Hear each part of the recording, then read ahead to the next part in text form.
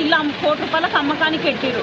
ఏ రకంగా అమ్ముతారు? తాతల నాటి ఇల్లు అమ్మనికి ఏం రైట్స్ ఉన్నాయి మీకు? నువ్వెవతివే అనేసి అంటది మా అత్త. ఎవరిని? ఇంటి కోడల్ని కాదా? నీ కొడుకు పెళ్ళాన్ని కాదా? మాటకు ముందు వెళ్ళిపో అంటే నువ్వు కూడా ఒకప్పుడు ఈ ఇంటికి నేనైతే ఎట్లయితే కోడల్లో నువ్వు కూడా ఇంటి కోడల్వే. నీకెంత అయితే హక్కు రైట్స్ ఉన్నాయో ఇంటి కోడలుగా నాకు కూడా అంతే హక్కు ఉంది, నాకు కూడా అదే రైట్స్ ఉన్నాయి. నువ్వెందుకు నన్ను ఊకే మాటకు ముందు వెళ్ళిపోవే అనేసి అంటావు ఇంట్లోకి వెళ్ళి? నువ్వు మామని చేసుకొని ఇంటికి వచ్చినందుకే కదా ఇంటికి కోడలు అయినావు. నీకు ఒక్కదానికే ఉన్నాయా రైట్స్? నీ కొడుకుని పెళ్లి చేసుకొని నేను కూడా ఇంటికి వచ్చిన లేచిపోయి రాలేను కదా నీ కొడుకెంబడి నేను అవుననంగా 100 మందిని కూర్చునబెట్టి పుట్టే కట్టించుకునే కదా ఈ ఇంటికి వచ్చిన నేను.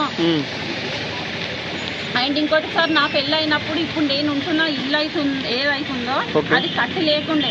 ఇప్పుడు మాడిదిల్లా మా అత్త ఉంటున్న ఇంట్లోకే నన్ను పెళ్లి చేసుకొని తీసుకొచ్చిర్రు. ఆ ఇంట్లోనే నాకు పెద్ద పాప పుట్టింది, మా బాబు పుట్టిండు. మా బాబు పుట్టినాక నా పెళ్లి అయినాక ఒక 7 సంవత్సరాలకు పక్కన ఇల్లు కట్టిండు మా ఆయన. ఇల్లు కట్టింది. మీ భర్త ఉన్నప్పుడు ఇలాంటి గొడవలు జరుగుతుండేనా? ఇలాంటి గొడవలు జరగలేవు సార్. మా హస్బెండ్ చనిపోయినాక ఒక 2 ఇయర్స్ నుంచే ఇక ఇవన్నీ మెల్లమెల్లగా స్టార్ట్ చేసి ఉండలేని అన్ని మాడిపిల్లల పేరు మీద రాసింది మా అత్తమ్మ. మా చిన్నాడిలో సపోర్ట్ ఉంటుంది ఆమెకు బాగా. ఆమె కొంచెం చదువుకుంది. ఆ ప్రతిసారి ఏదో ఒక రూపాన లెటర్లు రాసి ఇస్తారు. అండ్ మొన్న నేను రీసెంట్గా ఒక 1 ఇయర్ బ్యాక్ నాకు గోల్డ్ ఒక 20 తులాస్ దాకా గోల్డ్ ఉండే సార్. నాది మా హస్బెండ్ వాళ్ళ బంగారం అమ్మేసి పైన స్లాబ్ వేసి ఇల్లు కట్టుకున్నా. కనీసం కిరాయిలన్నీ వస్తే కిరాయిల మీద పిల్లలను చదివించుకోవచ్చు అనేసి. ఆ ఇల్లు కట్టేటప్పుడు కూడా మస్తు గలీజ్ మాటలు సార్. మస్తు తిట్టిర్రు, కొట్టడానికి వచ్చిర్రు. మున్సిపల్ ఆఫీస్లో వచ్చి ఒక 10-15 కంప్లైంట్లు రాసిచ్చిర్రు నా మీద. ఆ ఇంట్లో కూడా మాకు వాటా కావాలి అనేసి. ఇప్పుడు నిన్ననేమో కిరాయిలను అందరినీ కాల్ చేపి మేము వచ్చుంటాం, నువ్వు ఒక్కదాని ఎట్లుంటావే ఇంట్లో అనేసి అంటారు.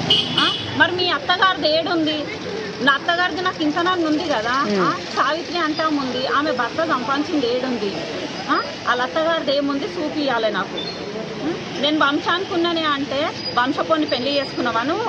వంశం పేరు నిలబెట్టుకోనికే కొడిచెట్ల వంశపోని పెళ్లి చేసుకున్నావా నువ్వు? అసలు ఏడికి పోయింది నీ మొగడు? ముస్లింని పెళ్లి చేసుకున్నావు, కొడిచెట్ల వంశం పెట్టుకున్నావు. ఏ రకంగా పెట్టుకున్నావు?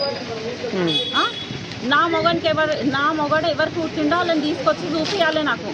వాళ్ళతోనే మాట్లాడతాను నేను. పుట్టలేరు అనేసి అన్నారు కదా. పుట్టనప్పుడు మీరెట్లా ముంగట ఉండి నాకు పెళ్లి చేసి తీసుకొచ్చుకోరు మీ ఇంటికి. కూర్చోండి.